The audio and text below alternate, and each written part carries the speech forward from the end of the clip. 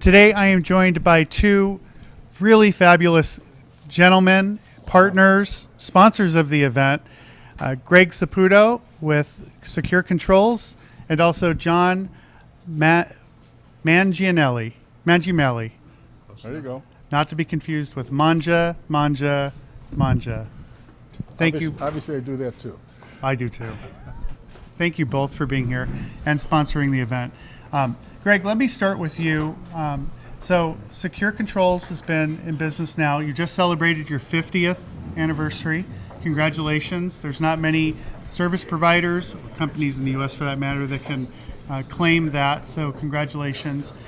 You're one of the leading companies when it comes to products, protecting retail product, some of the hardware, new solutions with alarming devices and cables.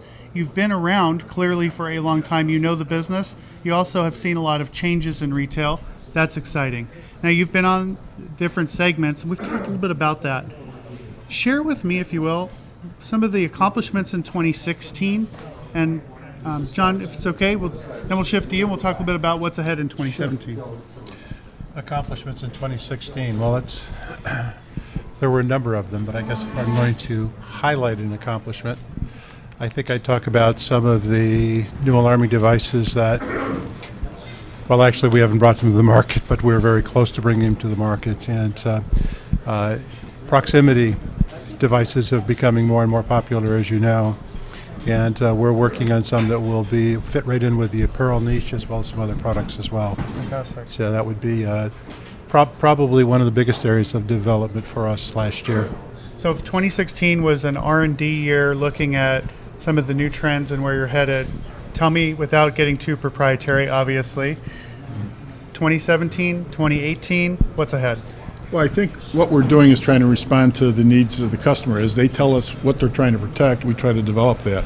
And as Greg mentioned, basically a wireless proximity alarm is something that everyone's looking for. Unfortunately, it requires a fair amount of development simply because you want it to be small enough so that it's not obtrusive and yet loud enough so that somebody can actually hear it if somebody's walking away. So we think that'll be something that we'll see this year and again expand in the future. Clearly, we're also developing new products mechanically and electronically for laptops, for mobile phones, for tablets, things like that. As they increase in usage and change in size, we have to respond to those changes as well. It seems like everybody's starting to carry these new gadgets and high-end electronic devices. But we've also seen the shift with retailers going to mobile point of sale, the iPads and iPhones and other devices used at point of sale. And I'd have to imagine that while you're protecting retail products, you're also probably looking at some of the store hardware and the costly issues around theft from the store of those devices. What are you guys focused on there? Well, in our line of tablet and phone displays, we have a number of different devices that are capable of both mechanically and or electronically protecting remote kiosks from lockdown mechanics that will prevent it from being removed to electronics, so that in the event if it's not being used and somebody attempts to remove it, by any means an alarm will sound and make associates aware that something that's happening shouldn't be. Yeah. And when we look at the business, for the retailers out there, we think about it in terms of it's a $1,000 or $2,000 device, but in reality, that's your business. That's your point of sale, and without those devices, it now impacts customer service and customer support. The same is true with these new gadgets that are coming out, and as you protect them, tell me a little bit about how are you approaching retailers in the sales cycle? Where could a retailer get in touch with you to learn more about the company and see your products? Perhaps 3 facilities that you have in the United States might be a good place to start. Well, obviously they could call us on our toll-free number, 800-322-2435, our website, www.se-kure.com. But we do our manufacturing. 95% of what we sell, we manufacture ourselves in those 3 plants, 2 in Illinois and 1 in Michigan. And we have half a dozen salespeople spread throughout the country that can respond relatively quickly to a request. So we think that we're in a decent position to respond to customer issues, and we welcome their requests to say to us, hey, I've got a problem and here's what I need to protect, and we can, not only are we able, but we're willing to develop it, and it doesn't require 10,000 units to be imported from overseas. An interesting side to that, and it's been emphasized by our owner many, many times, and he used to say to me, Mr. Saputo, if you think that we have 8,000 items because I stay up at night and develop them, he said, that comes from our customers. And he said, once we make it, the capability is always there, and it just adds to the arsenal of protection devices that we have. And in 51 years plus, it's a lot of devices. That's so exciting, because in today's world, we're in this, how do we mass market things and bulk produce and leverage price? But when you think about each retailer and how different and how unique the needs are, and the different cases or the changing technology, you're able to customize and, it sounds like, integrate right into the business. Well, clearly, that's something that it's our forte. We enjoy challenges where there aren't shelf solutions that are on the market. Please come to us. Work with our engineers, work with us, and allow us to work with you to develop a product that's going to fit your need precisely. That's great. Now, Greg, I'm going to pick on you for just a minute, not because John told me to, but because I just think you're fun to pick on. I love it.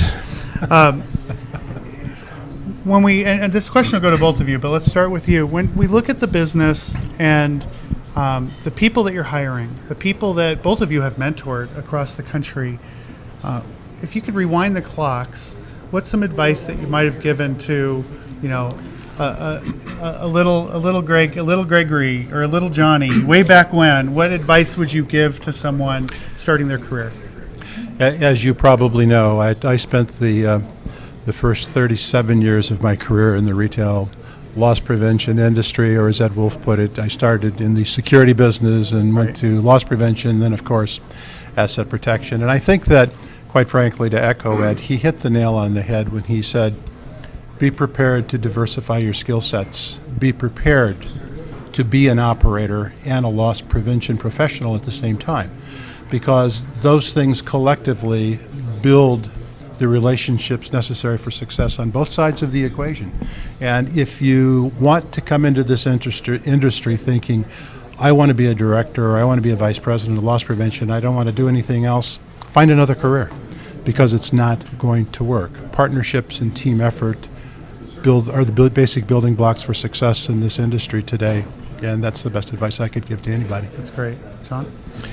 I would think that I'd tell somebody or myself that when you start out, you don't have to have the skills that are necessary. But what you do have to have is a desire and a willingness to work hard and to service your customers. And if you serve the customers, eventually they will recognize that and provide you with business. I mean, it's just the way that people are. If you help them do their jobs, they'll help you do yours. And I think that if you put in a significant effort, generally that pays great dividends down the road.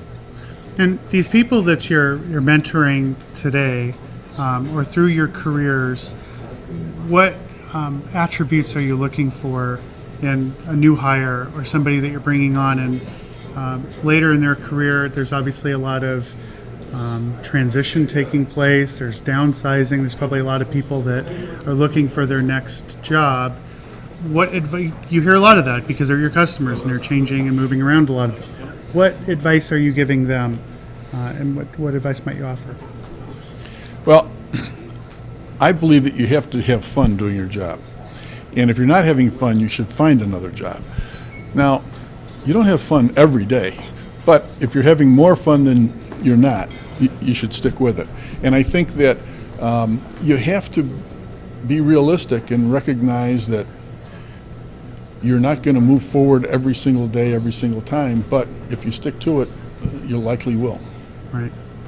And I heard the words fearless earlier, so we'll add fun. So you need to be fearless.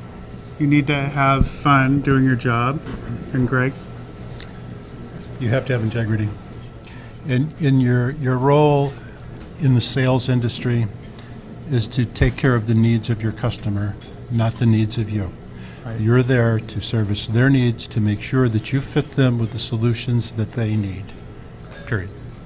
It's great advice. So we have integrity, we have fun, we have fearless.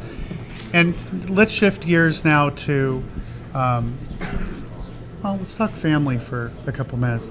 We all have 3 Italian men up here. We all happen to have roots in Sicily in one way or another. So what part of Italy? My family comes from a little town outside of coastal Palermo called Terracini. Terracini. My family comes from Corleone. Corleone. And you've been there? No, I have not, but my daughters have. Your daughters have. Okay. And my family comes from a little tiny farming town outside of Trapani called Caltafimi Sagesta. It's a little speck on the dot, not a speck on the map. You'd never even know it was there. So with that, we could spend so much more time, and we probably will, over some glasses of Italian wine later this evening. Chianti, of course. Chianti. But we're going to leave the conversation right there. I want to thank Se-Kure Control for sponsoring the event. John, Greg, thank you for being here. And we're going to turn it back over to Gus Downing, the editor and publisher of the D&D Daily, and we're going to him right now.